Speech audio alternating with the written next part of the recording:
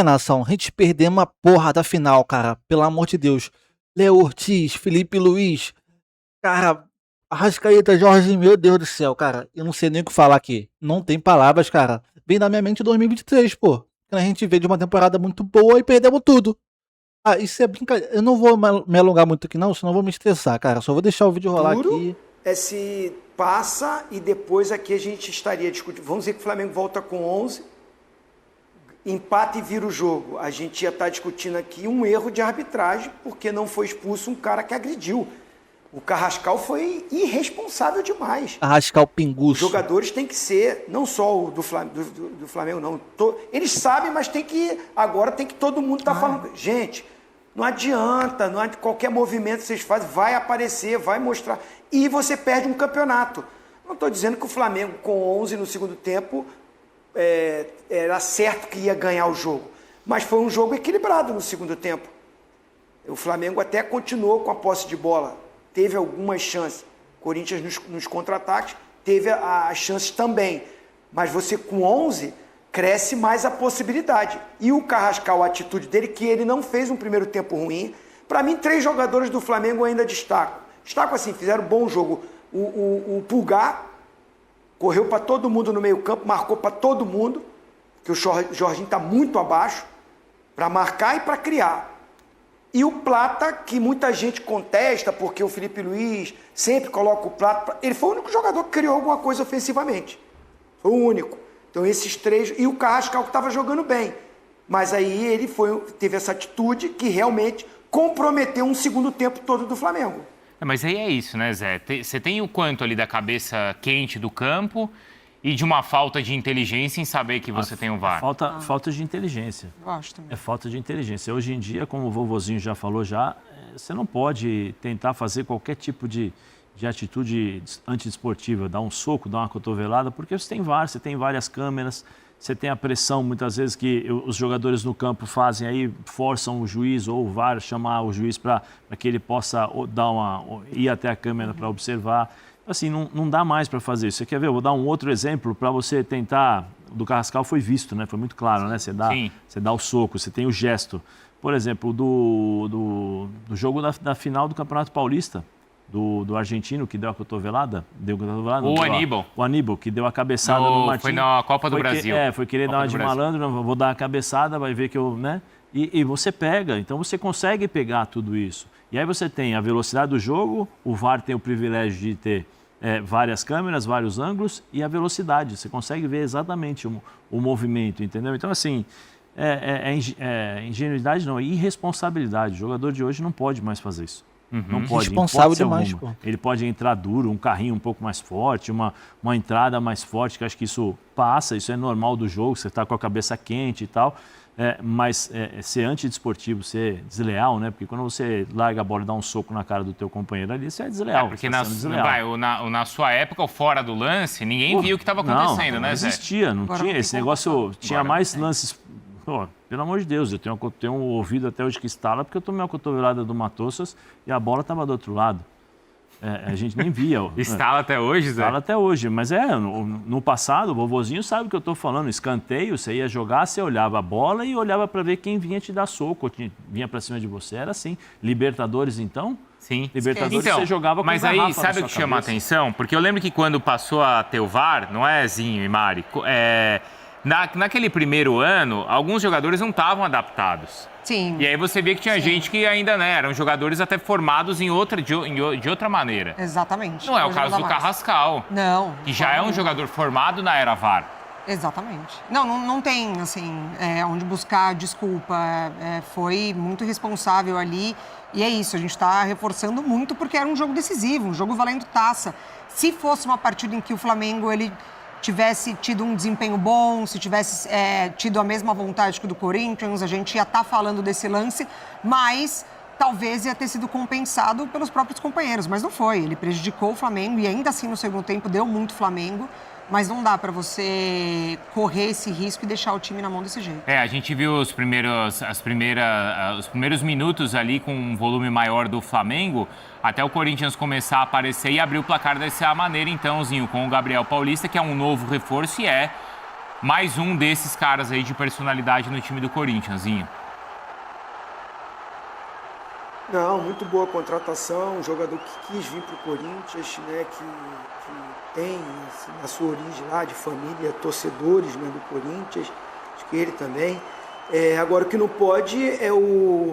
A gente tomou o gol de um racista, mano. De um cara que tava fazendo racismo contra o Vinícius Júnior, quando jogava no Real Madrid. Pelo amor de Deus, eu tô muito Varela puto com isso. marcar o Gustavo Henrique, né? Uma falha total de marcação. Você tem 2 zagueiros grandes na área, né? Que era o Gustavo Henrique e o Gabriel Paulista. Mas o Roberto, que é bom cabeceador. Você tem que pegar o Pulgar, os 2 zagueiros, né? Esses jogadores com maior estatura para marcar esses caras. Então, numa jogada ensaiada, bem ensaiada pelo Dorival, o Gustavo Henrique puxa sempre lá no segundo pau para escorar, não é nem para finalizar direto. E quem marca ele é o Varela, que é da minha altura. Você vai, um cara de 1,70 m para pegar um cara de 2 metros. Falha nessa marcação, o Corinthians é forte nessa jogada e chega ao primeiro gol e cria outras chances, como a gente já viu aí. É um primeiro tempo, como você falou, o Flamengo começou com aquela coisa que a gente já sabia, propondo o jogo, com posse de bola, mas é o que tem sido falado muito. O Flamengo está com a bola sempre, mas não está ferindo o adversário. Essa posse de bola não é transformada num volume de chances, né? Aquela coisa, não adianta você ter a bola, posse de bola o jogo todo, mas você não cria oportunidade. O Corinthians, tendo menos bola, teve mais chance. Então, assim, não está sendo efetivo. Várias coisas, é o início da temporada, os jogadores estão mal fisicamente ainda, mas precisa de uma coisa. O jogador, eu fui jogador, você vai jogar alguns jogos, principalmente decisão, é você que também chama a responsabilidade, é você que se concentra para o jogo. Você não precisa o treinador ficar te motivando, não. É você saber da importância que é ganhar um título com a camisa de um time grande. Então, assim, eu acho que está faltando. O Corinthians ganhou porque teve mais fome, mais desejo. O Flamengo entrou para jogar. O Corinthians entrou para conquistar. E aí está a diferença. A aplicação, a intensidade, a garra, a determinação equilibrou e até fez o Corinthians ser melhor. Então, porque dá para usar esse tipo de argumento de início de temporada, de falta de ritmo para o Flamengo, se o Corinthians vive a mesma situação? Nação, os atacantes do Flamengo é inofensivo, cara.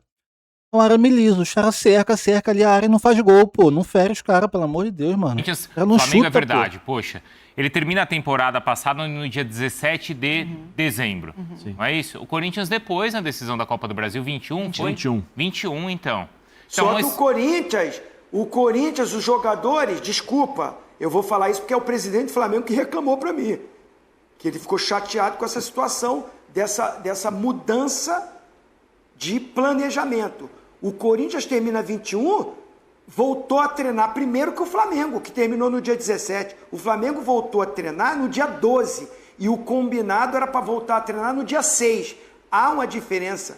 6 dias de treinamento, de mais rodagem, de mais jogos, há uma diferença enorme. E o Corinthians se aproveitou disso. Então, é uma semana que o Corinthians antecipou, e como o André Ramalho falou, não foi, Mari? Sim. E o Dorival falou na última entrevista, qual é a condição física dos seus jogadores em 26? Ele falou, de 25, isso. Porque a temporada não acabou, o Dorival falou, é a mesma condição que eles tinham no ano passado. Mas o Dorival, ele falou que atrapalhou, né? Mesmo assim, mesmo podendo voltar um pouco, atrapalhou, porque eles não tiveram tempo hábil para recuperar, o Dorival teve que se utilizar de rodízio no Campeonato Paulista com várias formações. Nos últimos 2 jogos, ou seja, no jogo contra o São Paulo, acho que foi o jogo contra... Teve que perder por 3-0 para o Red Bull. E o que ele fez? Ele montou o time... Porque, olha, o Corinthians ele estreou, no Paulista, no dia 11 de janeiro. Isso. Já com os titulares. Sim.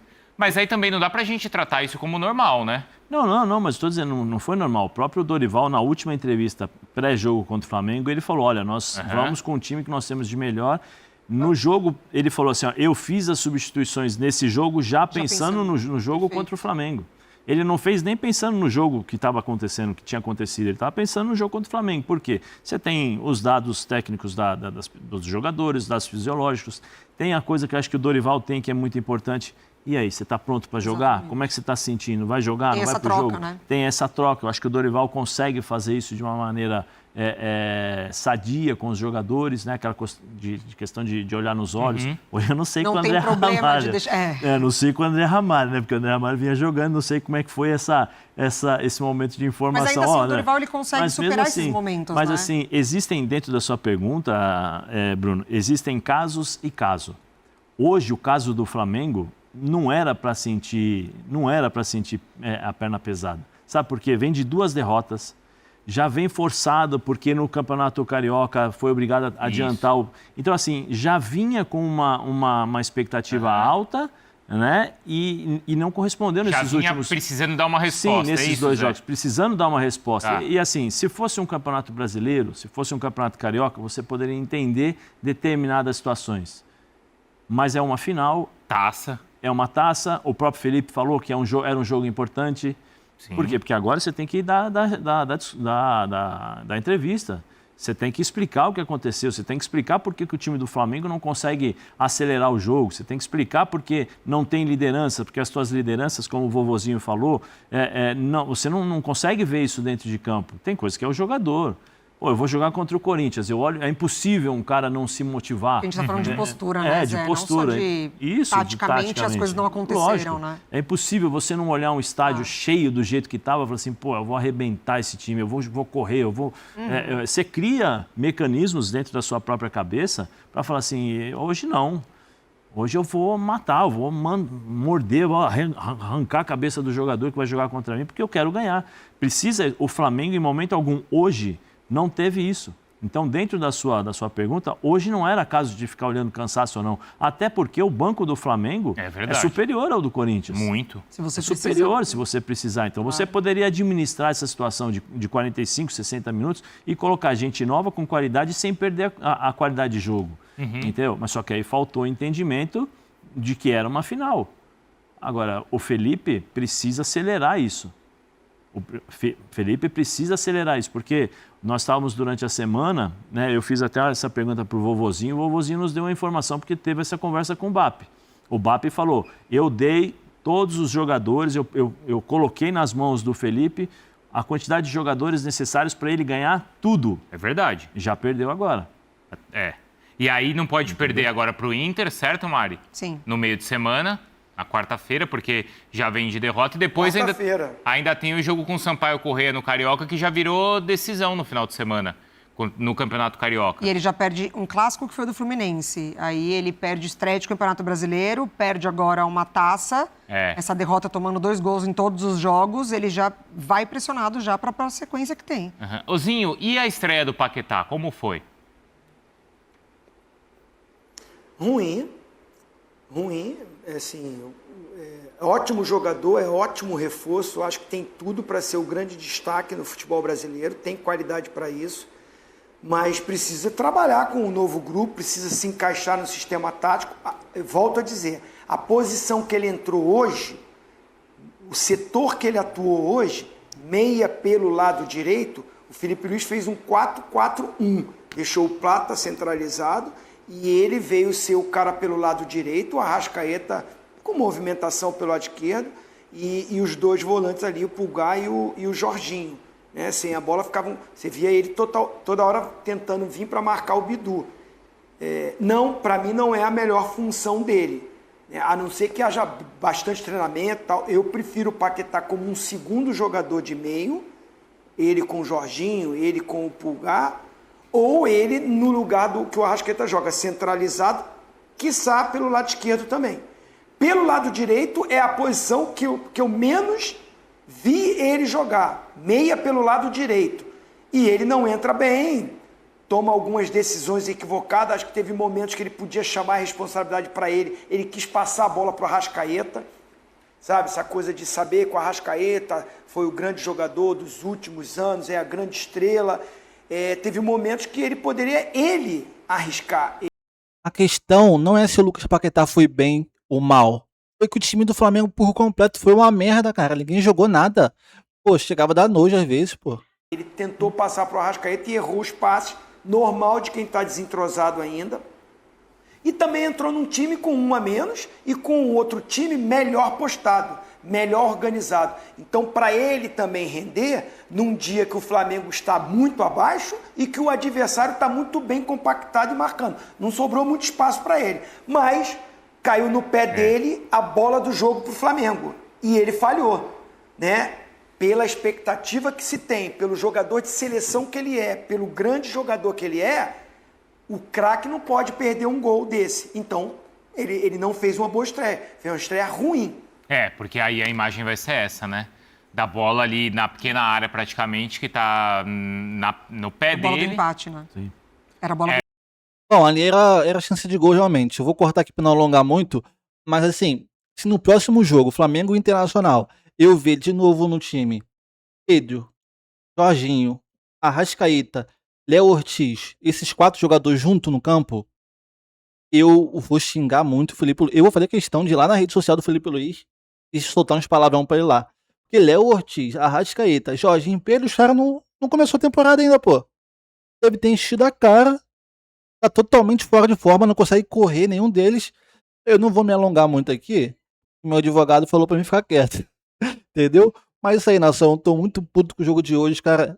O título era importante pra gente começar a temporada bem. Mas o que a gente viu ali foi uma vergonha, pô. O Flamengo não teve nada, cara, nada. Ficava tocando a bola pra ali, pra cá, pra ali. Aí quando o Corinthians vendo contra-ataque, o Léo Ortiz não aguentava dar um pique. Jorginho, o Arrascaeta não conseguia dominar a bola, pô. Não dava sequência em um jogo. O Pedro nem fala, totalmente perdido. Parecia um cone ali, ó. Qualquer jogador ali no lugar do Pedro fazia algo melhor. Se vocês parar pra ver o lance ali, cara, cada coisa bizarra. O Flamengo não entrou em campo, não jogou. Enfim, nação, o que tem pra gente aqui é confiar que isso é físico e que vai melhorar durante o tempo aí, que não vai ser igual 2023, que foi aquele desastre lá que a gente perdeu tudo. Todas as competições que a gente disputou, a gente foi vice. Espero que não seja isso. Nação, tamo junto e até o próximo vídeo.